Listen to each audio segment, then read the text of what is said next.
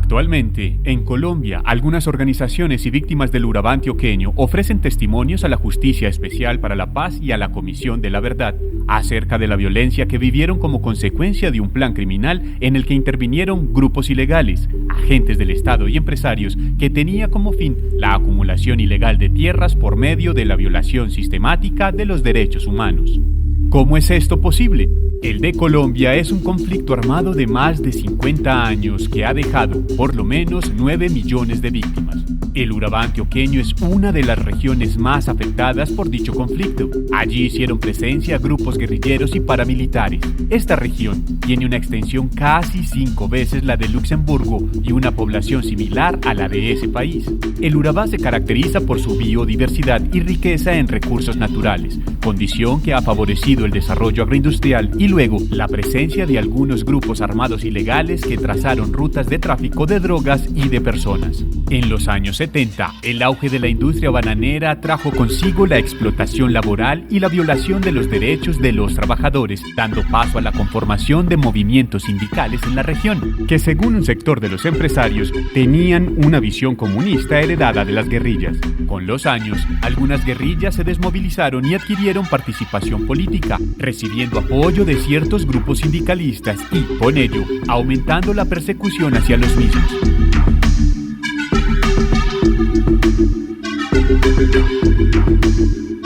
Tras las primeras elecciones populares, se da el fortalecimiento de proyectos políticos de izquierda que afectaban los intereses de actividades capitalistas de bananeros, ganaderos y narcotraficantes. Finalizando los años 80, en el norte de la región, se afianzaban los grupos paramilitares, quienes llegaron a Urabá progresivamente bajo dinámicas de violencia y, de la mano de empresarios y narcotraficantes, crearon estrategias para acabar con líderes políticos, sindicalistas y silenciar los movimientos obreros.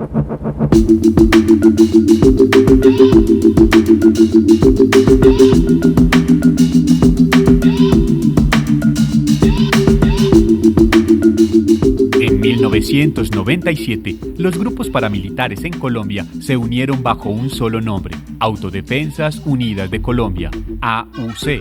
En el Urabá hicieron presencia 2 bloques, Bloque Elmer Cárdenas y Bloque Bananero. Además de enfrentar a las guerrillas, las AUC desplazaron miles de campesinos, financiados por algunos sectores empresariales, para obtener extensiones de tierra con las cuales consolidaron futuros proyectos económicos en la zona.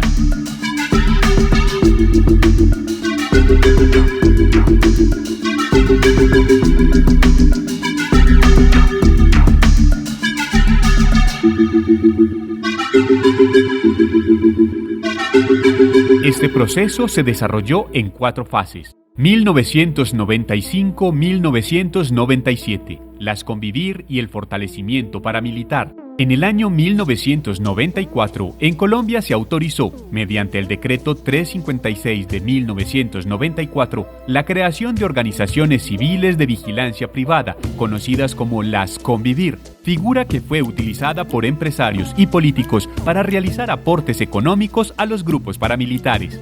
Durante este periodo, los paramilitares del Urabá también recibieron apoyo de algunas unidades de militares y de policías, lo que facilitó el desplazamiento forzado, el despojo de tierras, bloqueos económicos, retenes y amenazas.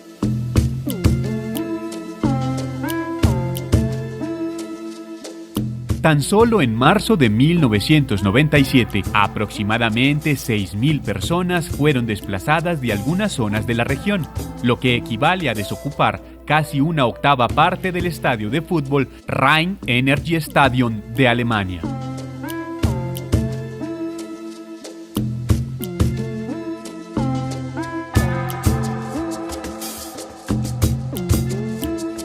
(1998-2002) Control territorial y legalización de tierras. En esta fase, el despoblamiento continuó en otras zonas de la región, impidiendo el retorno de las comunidades desplazadas, muchas de ellas señaladas de ser colaboradoras de la guerrilla. Paralelamente, se impulsaron mecanismos de legitimación del despojo de las tierras y se dio inicio a la legalización de predios, obligando a los desplazados a vender sus terrenos a precios irrisorios. De esta manera, Con el control territorial se abre paso a nuevos proyectos empresariales orientados a los negocios de palma, banano, ganado y madera, imponiendo por la fuerza un modelo económico, político y social que favorecía el despojo de los territorios y la implementación de agronegocios.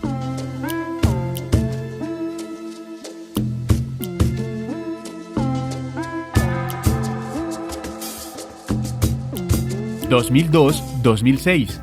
Afianzamiento empresarial.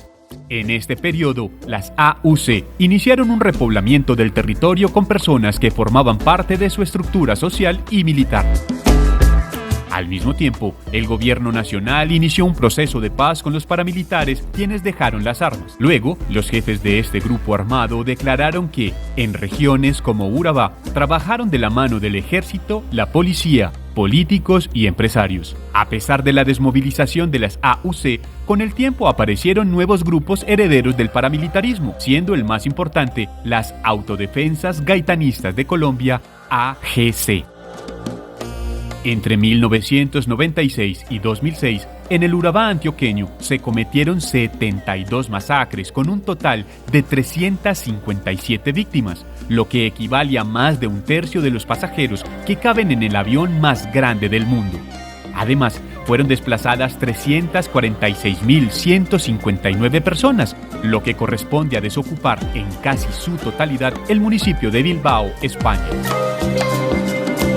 2006-2016. Restitución de tierras. En este periodo, los nuevos grupos paramilitares se enfocaron en evitar el retorno de campesinos y campesinas y en dificultar la restitución de tierras a las víctimas del conflicto. Así, continuaron con las operaciones criminales para mantener el control social y territorial que tenían las AUC y, de esta manera, proteger los intereses empresariales y garantizar las rutas estratégicas del tráfico de drogas y armas. A partir del 2007, la Fiscalía inició las investigaciones por concierto para delinquir en contra de los empresarios bananeros que contribuyeron voluntariamente a la financiación del paramilitarismo entre los años de 1996 y 2004. En 2011, en Colombia se creó la Ley de Víctimas y de Restitución de Tierras. Gracias a esta, hay 5.611 sentencias en las cuales condenaron a 66 empresas del país a restituir la tierra, suspender títulos mineros y anular las hipotecas bancarias de campesinos y comunidades étnicas, algunas de ellas en Urabá. Una de las sentencias más importantes fue la restitución de tierras con la que la Sala Civil, especializada en restitución de tierras del Tribunal Superior de Antioquia, les devolvió los predios a 11 familias.